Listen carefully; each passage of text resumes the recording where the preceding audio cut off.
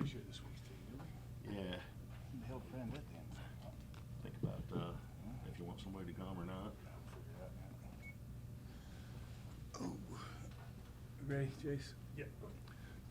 Guys, just real quick, I'd like to start out by how much our thoughts and prayers go to Alex Miller at Roane County, football player up there. What a tragedy that was, and as a player, as a coach who played in the state of West Virginia and coached here forever, it's just our thoughts and prayers, mine as well as our entire Herd family, go out to that family and the entire Roane County. What a tragedy that was, and just keep those people in your thoughts and prayers, if you would, please.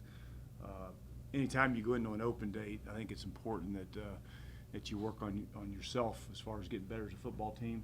That's what we're doing in a couple ways.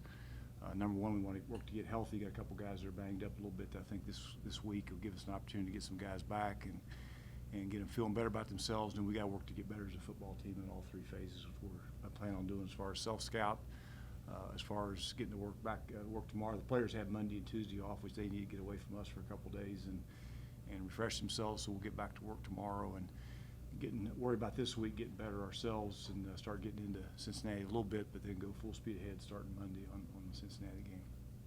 You mentioned the guys banged up, and especially you can sort of double time treatment during an off week for guys like Brendan and Noby and Silva and those guys that got a little bit banged. Right, there's no question. Those guys get the opportunity to double up treatments, and and like I say, most of those deals we're dealing with are just a couple-day deals, so have the opportunity to get a lot of those guys back. For you all, you mentioned the self-scout. What do you all look for whenever you start self-scouting, and are you breaking down your own tendencies to apply for the future, or what do you all do? Yeah, just basically your own tendencies. What are we doing on third downs? What are we doing to our opponents defensively on third downs?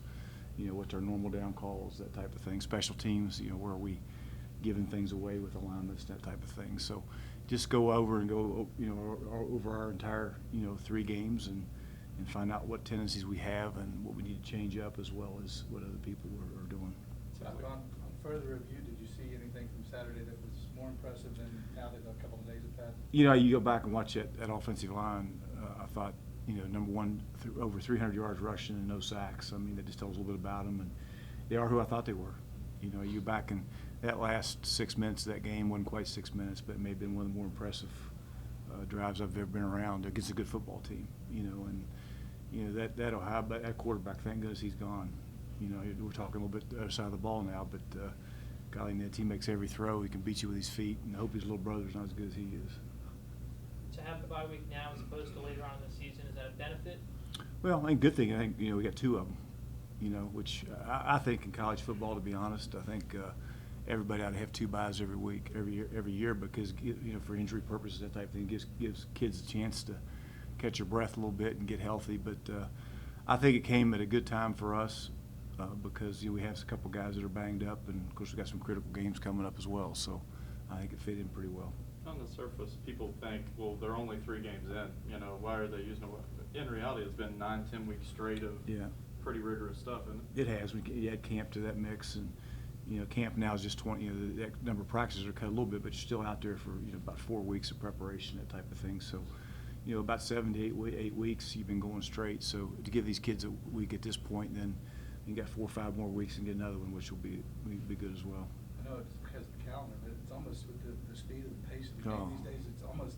It seems like every year it'd be good to have 2 off days. Yeah, and just numbers, and I think it helps the kids, because we're so concerned about injuries and that type of thing, and kids start getting beat down a little bit with number of reps and all that. They're more prone to injury, and so I think having the opportunity to get refreshed and give them a couple of days off, I think that helps. What do you all do to sort of curb that fine line between rested and rusty whenever you get into next week with Cincinnati? Well, I think in the past we've done a good job of how we've handled our bye weeks, and we take I give them the days off early on, and we'll start preparing.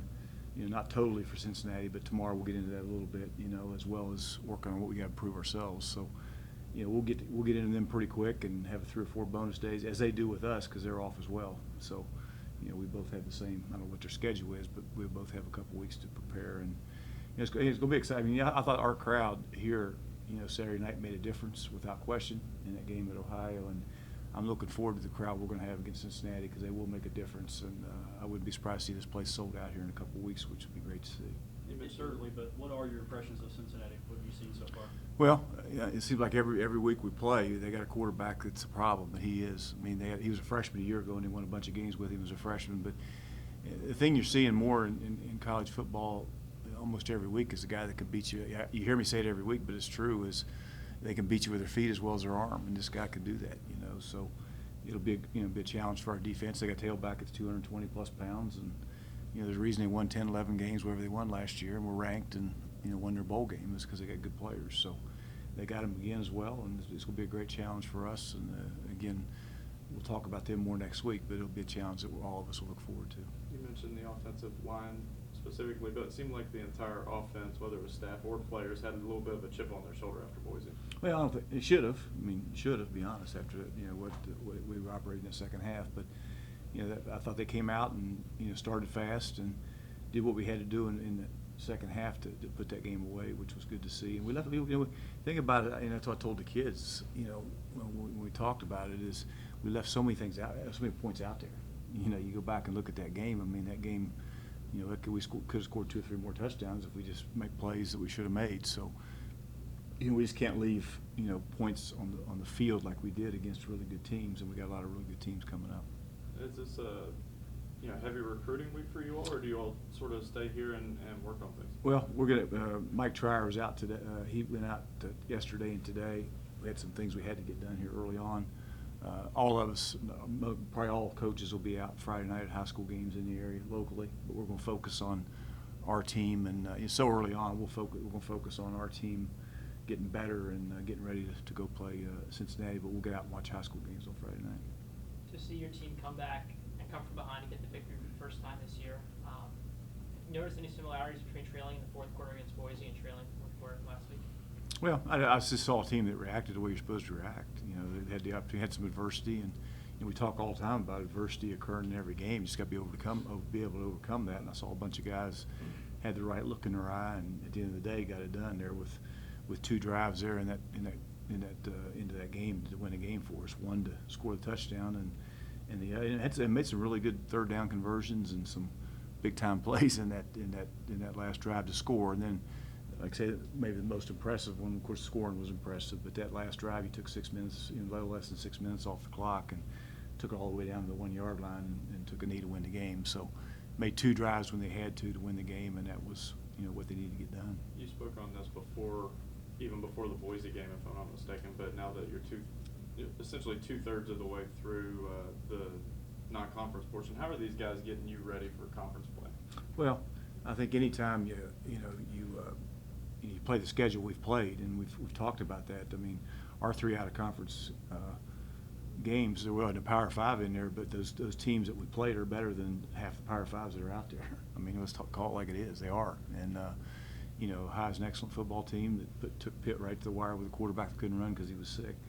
And, you look at Boise. Boise is a top 20 team right now. It could be a lot of polls are 19th or whatever, and they're an excellent football team, and Cincinnati's no different. So, playing the Cincinnati team, it just beat UCLA pretty good. So, they're all 3 of those excellent teams are really good football teams that at the end of the day will prepare us to go into conference play. After 3 games, do you feel this team is any closer in terms of finding its identity, or still searching? Well, I think you're always I think we know what our identity is. We want to be a tough, physical football team that takes care of the football, and I think. Anytime you play a really good team like Ohio or Boise or Cincinnati, and anybody that's a great football team, it's going to come down to 1 or 2 things. And number one is turnovers. If you look at that game, maybe the difference in that game was they had 1 turnover and we didn't have any. So you take care of the football, and we want to be known as a team that's really physical, that likes to play the game, that's tough, that takes care of the football. And if we can do that, we'll win the majority of our games. How comforting is it to see a guy like Isaiah come out of the pocket and instead of panic, make a play? And is that a point in your head where you go, the light goes off and Yeah. he's getting it? I don't know if you've all seen. I'm sure you have that play he made where he was coming to his left to throw that touchdown. That was an unbelievable play. I mean, that was as good a play as I've seen. Where he threw that thing off his back foot and made that throw was tremendous. He's a talented guy.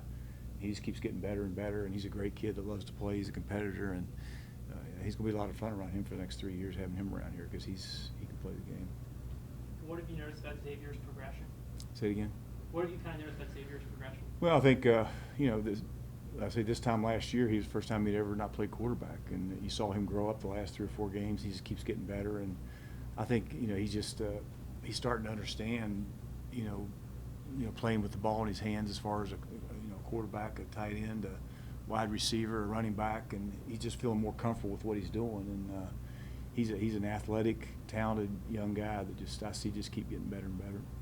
Some of the great players that have come through here for you, change positions, Devin Johnson, of course, and watching him. What does that tell you about a kid who doesn't get locked in, and when misfortune hits, he says, I'll go do whatever I can to help the team? Well, it's, like Xavier, I mean, in today's college football world with this transfer portal and all that, I mean, a lot of guys, these things, things don't go well for them. They just pick up and leave, and here's a guy that, he didn't pick up and leave. I talked to him a year ago about moving to tight end, and I asked him, it's pretty simple. I said, do you want to make money playing this game, or do you want to leave?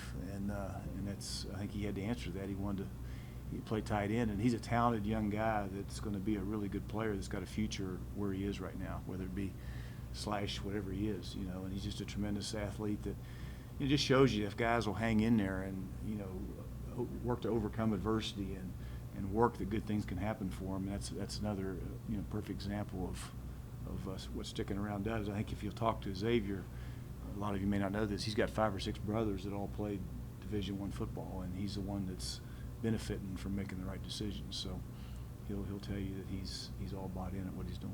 He seems to be bought in. He's pretty happy with the fact that you've got packages where he actually gets to touch the ball sometimes. Wildcat or Bison, as he calls it now. Yeah, I just think, Tim and the offensive staff done a great job of taking advantage of his skill set.